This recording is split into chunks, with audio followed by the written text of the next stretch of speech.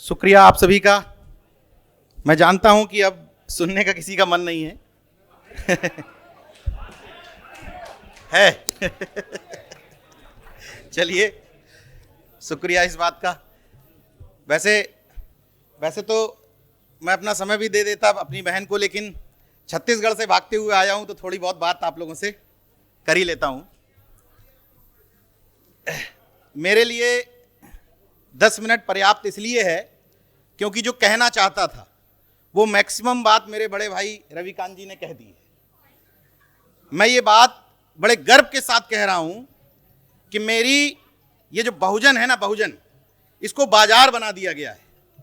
इस बाजार में सब लोग अपना अपना प्रोडक्ट बेचना चाहते हैं।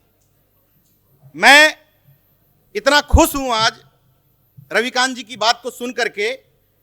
हम तब वास्तविक बुद्धिजीवी हैं जब अपने सब्सक्राइबर, अपने मान सम्मान, अपनी प्रतिष्ठा और अपने सम्मान को दांव पे रख करके लोगों को रगड़ना जानते हो। क्योंकि मोदी और योगी जी को गाली देने से, ब्राह्मणवाद और मनुवाद को गाली देने से बदलाव नहीं आएगा। बदलाव आएगा जब हम खुद अपने आप को छीलने को तैयार हों और यह बात सुनने को तैयार हों कि चीजें बदलेंगी कैसे, बदलाव होगा कैसे। सबसे बड़ा सवाल है लोकतंत्र। लोकतंत्र खतरे में कैसे है? अंधभक्तों की वजह से। और अंधभक्त कौन है? केवल मोदी जी के अंधभक्त नहीं है, बहन जी के भी अंधभक्त हैं, अखिलेश यादव के भी अंधभक्त हैं, अनुप्रिया पटेल के भी अंधभक्त हैं। मुझे इस बात में शर्म आ रही है ये कहने में कि हम जो तथाकथित जागरूक हैं उनकी बात नहीं कर रहा, जो घरों में बैठे हुए हैं।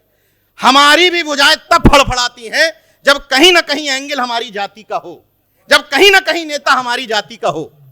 मसीहा भी हम अपनी जाति में तलाशते हैं। यहां बैठा हुआ हर शख्स राजेंद्र पाल गौतम जी की, एम.के. स्टालिन की, स्वामी प्रसाद मौर्य जी की तारीफ करता होगा, सब करते होंगे। कोई है जो ऐसा कहता हो कि ये लोग अच्छा काम नहीं कर रहे हैं? लेकिन मैं दावे के साथ कह रहा हूं कि एम.के. स्टालिन चुनाव लड़ने आ जाए, सबसे पहले यही लोग गूगल पे जाति खोजेंगे। दावे के साथ कह रहा हूं, जाति खोजेंगे। तो समस्या लोकतंत्र की यह है कि हमने पहले अपने नेताओं को राजा रानी बनाया, फिर देवी देवता की तरह पूजने लगे। इसलिए लोकतंत्र खतरे में है।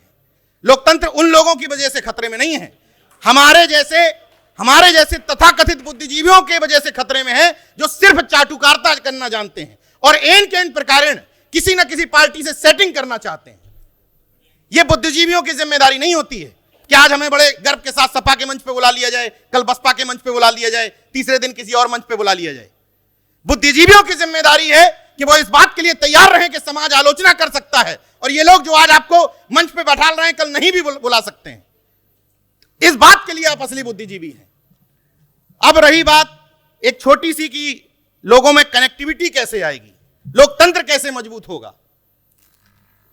कुछ सवाल मैं छोड़ रहा हूं, उन सवालों के उत्तर खोज लेंगे, लोकतंत्र भी मजबूत हो जाएगा।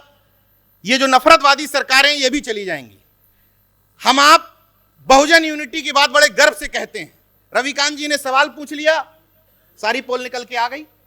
अब बात होगी कि जुड़ते ही नहीं है नीरज भाई, क्या करें? आप बहुत बड़े ठेकेदार हो समाज के, आप ही ले आओ कर्मियों को। भाई जो कहे वो ले आए, बिल्कुल ठीक बात है। कोई दूसरा सवाल उठाए तो आप ही बहुत बड़े ठेकेदार हो तो आप ही ले आओ, ये भी बिल्कुल ठीक बात है। वो लोग जिनके खिलाफ हमारी लड़ाई है, मेरे बारे में किसी को कोई डाउट तो है नहीं कि मैं क्या हूं, क्या बोलता हूं, क्या करता हूं। इसके बावजूद जिन लोगों के खिलाफ हमारी लड़ाई है वो मुझे अभी भी ट्राई करते हैं, अभी भी ट्राई करते हैं कि शायद हमारी तरफ अभी भी आ जाए। लेकिन हम ये कहते हुए फलाने उस तरफ चले गए, छोड़ो, इनको पूछना ही नहीं है, बुलाना ही नहीं है, कार्यक्रम में कहना ही नहीं है, छोड़ दो इन लोगों को। मैं ये सवाल करना चाहता हूं तमाम बुद्धिजीवियों से कि 1000 की भीड़ हमने की अपने यहां कोई शादी विवाह में, 1000 की भीड़ में आपने 12, 15, 20 जाति के लोग बुलाए, तो ये तो ब्राह्मण भी करता है। ब्राह्मण के यहां क्या 1000 लोगों में 1000 लोग ब्राह्मण होते हैं? हर जाति के लोग वो भी बुलाता है। तो आपने कौन सा एहसान किया? आप कैसे बहुजनवादी हो गए? आप बहुजनवादी तब हैं जब जिसको आप फैमिली गेट टुगेदर कहते हैं कि हमने चुनिंदा 20 लोग बुलाए अपने परिवार के, उन 20 लोगों में 7 जातियां जिस दिन हो जाएंगी, हम मान लेंगे कि आप असली बहुजन। उन 20 लोगों में फैमिली गेट टुगेदर में, जिस दिन हम गर्व से कहने लगेंगे कि ओम नारायण अहिरवार जी मेरे चाचा हैं और फलाने जाटव जी मेरे मामा हैं और ये सोनकर जी हमारे मौसा जी लगते हैं, मतलब अंतरजातीय विवाह। हम 25 साल से 30 साल से 35 साल से क्या है क्या नहीं है इससे मतलब नहीं है, लेकिन अगर हम अंतरजातीय विवाह को प्रोत्साहन नहीं दे पाए, कौन सी बड़ी बात है। अगर बचपन से आप ये सिखा सकते हो अपने घरों में कि हमें बाबा साहब को मानना है, शिवलिंग को नहीं मानना है, तो ये सिखाने में कौन सी दिक्कत थी कि हमें जाति में विवाह ना करके दूसरी जाति में विवाह करना है, बहुजन में ही, कोई बड़ी बात नहीं थी। नहीं सिखाया गया। जो लोग जाति का दंश झेल रहे हैं वो लोग भी जातिवादी हैं, ये हैरत की बात है। कोई थोड़ा है कोई ज्यादा है। जब ऊपर वाला हमारे जैसे लोगों को कहता है कि आप हमसे छोटे हो, तो हम क्या करते हैं, हम उसको नहीं टोकते, हम नीचे देखते हैं कि हम तुमसे छोटे हैं लेकिन हमसे छोटे बहुत हैं, हम लंबरदार हैं, हमारी जाति की संख्या तो इतनी है। और हम जिसको टोकते हैं वो क्या कहता है, वो हमें नहीं टोकता है, वो और नीचे देखता है कि तुम हमारे सामने कुछ नहीं हो तो ये हमारे सामने कुछ नहीं है। और नीचे करते करते ये वर्ण व्यवस्था का सिस्टम वैसे ही बना हुआ है। एक और सवाल छोड़ देता हूं कि हम तमाम लोग जो कार्यक्रम करते हैं उसका मकसद सत्ता परिवर्तन है या सामाजिक परिवर्तन है। हम स्थायी सामाजिक परिवर्तन के लिए नहीं लड़ते हैं। अगर आज उत्तर प्रदेश में सपा और बसपा होती सत्ता में तो हम इतने कार्यक्रम नहीं कर रहे होते, यह दिक्कत की बात है। आज अगर सपा बसपा आ जाए उत्तर प्रदेश में आधे खिसक लेंगे, खत्म बहुजनवाद। ये प्रैक्टिकल बात बता रहा हूं। अगर सपा आ गई होती इस बार तो आधी संख्या हो जाती है आपकी। वो कहते अब तुम अपने हिस्से का लड़ो, हमारा तो बुलडोजर जैसी भी चल लेगी, कोई टेंशन नहीं हमको। कोई भी क्रिकेटर, कोई भी खिलाड़ी आपको पसंद नहीं है, मान लीजिए पसंद है, बहुत पसंद है, स्टार आपका खिलाड़ी है, अगर उसने 10 मैचों में शतक मारा है तो अगले कितने मैचों में 0 पे आउट होते हुए खिलाते रहोगे? कितने मैच? कुछ तो तय करना पड़ेगा कि 20 मैच, 30 मैच, 40 मैच, 50 मैच, ये कहते रहोगे कि 10 बार शतक मारा है? कुछ तो क्राइटेरिया होगा भैया कि हम 50 मैच बाद हटा देंगे, 7 मैच बाद हटा देंगे, लेकिन नहीं, तुम मानसिक गुलाम हो, हम नहीं है। ये कैसे हो सकता है? वक्त की जरूरत यह है कि जातियों में मसीहा मत खोजो।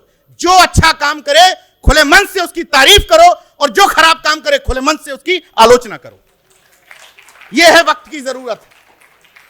और तभी सही अर्थों में हम वास्तव में लोकतंत्र, क्योंकि लोकतंत्र में एक शब्द है लोक, जो लोगों से मिलकर बनता है, और लोग हम आप हैं। मैं चाहे छत्तीसगढ़ जाऊं, अभी मुंबई जाऊंगा 19 तारीख, कहीं भी जाऊं, वही चुनिंदा लोग हैं जो इस कार्यक्रम में आते हैं, वही चुनिंदा लोग हैं जो उस कार्यक्रम में जाते हैं। तो होता क्या है? बौद्धिक जुगाली। समझदार लोग एक दूसरे को समझाते रहते हैं हमें भी पता है पाखंड गलत है, आपको भी पता है पाखंड गलत है, तो वो बगल में जो पाखंड कर रहा है उसको कौन समझाएगा? यहां कोई बैठा हुआ, भाई हम यहां पर आइडेंटिटी कार्ड की बात करें, आइडेंटिटी कार्ड समझ रहे हैं ना, ब्राह्मणवाद का आइडेंटिटी कार्ड, इधर हाथ का, गले का, 3-4 आइडेंटिटी कार्ड है ना ब्राह्मणवादियों के। तो हम यहां उसकी क्या बात करें? हमें लगता नहीं कोई यहां पर होगा आइडेंटिटी कार्ड वाला। है कोई आइडेंटिटी कार्ड वाला है क्या? है है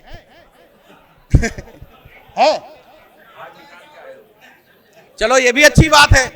तब तो और रिसर्च की बात है, तब तो और बड़ी रिसर्च की बात है कि सवाल ये है कि मैं जितने मंचों पर जाता हूं, आप सब लोग, हम लोग सब लोग लगभग थोड़े थोड़े चर्चित हो गए हैं तो मंचों पे बुला लिए जाते हैं जैसे तैसे। ये तो सबसे बढ़िया रिसर्च का विषय है कि मंचों पे भाषण ठोकते रहो, हाँ में हाँ मिलाते रहो, बहुजन यूनिटी की बात करते रहो और घर में सूंड भी पूछते रहो। ये तो और बढ़िया है, क्योंकि तमाम जगह ऐसा हो रहा है कि हमारे जैसे भाषणवीर जो मंचों पे ज्ञान ठोकते हैं, हम कहते हैं अपने बच्चे को समझाते हैं कि बेटा गोबर है, उन्हीं के घर में समझाया जाता है बेटा गड़े से पूजो। तो ये तो और अच्छी बात है। मैं सिर्फ इतना अनुरोध कर रहा हूं कि किसी को गाली मत दो, किसी के खिलाफ मत बोलो। हालांकि दुकानदारी चल जाती, खिलाफ बोलने चल जाती है ना भैया खैर सबको चलाने दीजिए, अपना अपना तरीका है। मैं कह रहा हूं कि किसी के खिलाफ बोलने की जरूरत नहीं है, किसी को गाली देने की जरूरत नहीं है।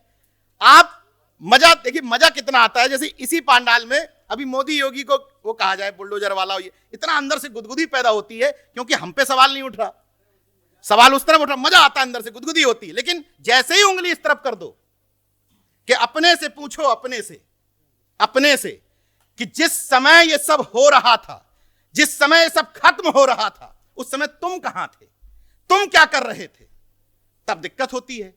एक सवाल आपसे ही लगा हुआ है, मुस्लिमों पे बुलडोजर चले और एक साथ यादव, मौर्य, पासी, विश्वकर्मा और गुप्ता एक साथ, 1 महीने की घटनाएं हैं ये, 5 लोगों की घटनाएं हुई। उत्तर मत दीजिएगा, दिल से सवाल करिएगा, कितने लोगों ने मुखर होकर के सोशल मीडिया पर विरोध किया? अपने से उत्तर पूछ लीजिएगा, समझ में आ जाएगा लोकतंत्र खतरे में क्यों है। हम इंतजार करते रहे कि हमारी बारी का, हमारी जाति का नंबर आए, तब हम उसके खुदा बने, उसके मसीहा बने, तब हम लिखेंगे, तब हम मोर्चा निकालेंगे। अभी तो हमारे खिलाफ क्या हो रहा है, खूब ठीक पिट रहे हैं, खूब माल पीटे, पिटने दो इनको, सब पाखंडी हैं, सब अंधविश्वासी हैं, सब भाजपाई हैं। इंतजार कर रहे थे ना। 2-4 लोगों को छोड़ दीजिए तो फिर से रिपीट कर रहा हूं, देवरिया में यादव कांड, कौशाम्बी में पासी कांड, आजमगढ़ में मौर्य कांड, कानपुर देहात में विश्वकर्मा कांड, अमेठी में गुप्ता कांड, सब एक जैसे हैं। दिल से पूछ लीजिएगा, उत्तर मिल जाएगा कि लोकतंत्र बचेगा कैसे। किसी भी घटना पर संभव नहीं है, मेरे लिए भी संभव नहीं है कि हर जगह दौड़ दौड़ के चला जाऊं, नहीं संभव है, प्रैक्टिकल बात है। हम सब लोग अपेक्षाकृत कम संसाधन वाले लोग हैं, मुंह तो हिला सकते हैं। जैसे जब इस बात पर बड़ा भुजाएं फड़फड़ाने लगती हैं कि आज 14 अप्रैल है, जब भुजाएं फड़फड़ाने लगती हैं कि आज सरदार पटेल की जयंती है, जब भुजाएं फड़फड़ाने लगती हैं कि आज पेरियार ललई की जयंती है, तो कर्पूरी ठाकुर पे कब फड़फड़ाएंगी भुजाएं? शिवदयाल चौरसिया पर भुजाएं कब फड़फड़ाएंगी कि आज शिवदयाल चौरसिया की जयंती है? संतराम पीए प्रजापति की जयंती पर कब फड़फड़ाएंगी? मैं सिर्फ इतना कह रहा हूं, आप सब लोग मेरे अग्रज हैं, मुझसे बड़े हैं, छोटा होने के नाते अनुरोध कर रहा हूं कि बातें सुनने में खराब भले ही लग जाएं, लेकिन सॉल्यूशन यही है। दूसरा गुदगुदाने वाला सॉल्यूशन नहीं है मेरे पास। सॉल्यूशन यही है कि 10 लोगों के कार्यक्रम करो, 4 जातियां इन्वॉल्व करो, जिसको फैमिली गेट टुगेदर कहते हो। एक बात और अपने दिमाग से सोच लीजिएगा, तमाम लोग यहां जागरूक लोग हैं। महीने में जो मीटिंग करते हैं आप लोग, 10 मीटिंग, उस 10 मीटिंग का आंकड़ा जुटाइए कि उस 10 मीटिंगों में कितने समाज के लोग आए। इसका आंकड़ा जुटाइएगा। इस बात का आंकड़ा जुटाइएगा कि हम 10 मीटिंगों में गए, उस मीटिंग में कितने अलग अलग लोगों का प्रतिनिधित्व था। इस बात का आंकड़ा जुटाइएगा कि हमने साल भर कितने महापुरुषों की जयंतियां मनाई, उसमें कितना समाज इन्वॉल्व हुआ। यह किसी एक की आलोचना नहीं है, खुद की भी है। हम सब उसी धरातल से निकले, क्योंकि तो एक अंतिम अनुरोध के साथ बात खत्म कर दूंगा, समय बहुत हो गया है, कि हम सबको पहले मरीज आइडेंटिफाई करना है। मरीज ये देखना है कि कौन कौन इलाज कराना चाहता है। जब ये आइडेंटिफाई हो जाए कि मरीज इलाज कराना चाहता है, तो ऐसे अस्पताल में लेकर के आओ, बहुजन अस्पताल में। और अगर गाड़ी से आ रहे हो अपनी और गाड़ी में 5 सीट है, तो विश्वकर्मा जी प्रजापति को जरूर बैठा लो, फ्री में आ जाएगा खाना खाने। ये मत कहना कि नहीं आता है। 4 बार रिक्वेस्ट करोगे, 5वीं बार चुनौती देके कह रहा हूं कि आ जाएगा, हमने बुलाए हैं। इसलिए मत कहिएगा कि कोई आता नहीं है, सब आते हैं। कल मैं बिलासपुर छत्तीसगढ़ में था, मुझसे बोले साहू समाज के लोग नहीं आते हैं। हमने बुलाया, हमने कहा पर्चे दो अपना। मैं सर वहां असिस्टेंट प्रोफेसर, मैं फलाना, मैं साहू से, मैं इससे, ट्राई तो मारो। सब आने को तैयार हैं, और अगर बुरा लग जाए मेरी बात, मत ट्राई मारो, झेलो। मुझे कोई दिक्कत नहीं, मुझे भेजो, मुझे अनसब्सक्राइब करो, मेरे खिलाफ लिखो, कोई दिक्कत नहीं। सॉल्यूशन यही है कि खुद में सुधार करो, बहुजन का गुलदस्ता बनाओ, और दूसरा कोई सॉल्यूशन है नहीं। लास्ट शब्दों के साथ बात खत्म करूंगा, मंच की तरफ से, पूरे कार्यक्रम की तरफ से, कि अभी तो परिंदे शुमार करना है, अभी तो परिंदे शुमार करना है, फिर हम मिलकर बताएंगे कि किस पे वार करना है। अभी तो परिंदे शुमार करना है, फिर हम बौद्धिस्ट और अंबेडकरवादी मिलकर बताएंगे कि किस किस पे वार करना है। बड़ा गुरूर है सत्ता वालों तुझे, मगर हम सबको जिद है कि दरिया को पार करना है। जय विज्ञान, जय संविधान, नमो बुद्धाय, जय भीम, जय अर्जक, इनकलाब जिंदाबाद, उल गुलान जिंदाबाद। धन्यवाद।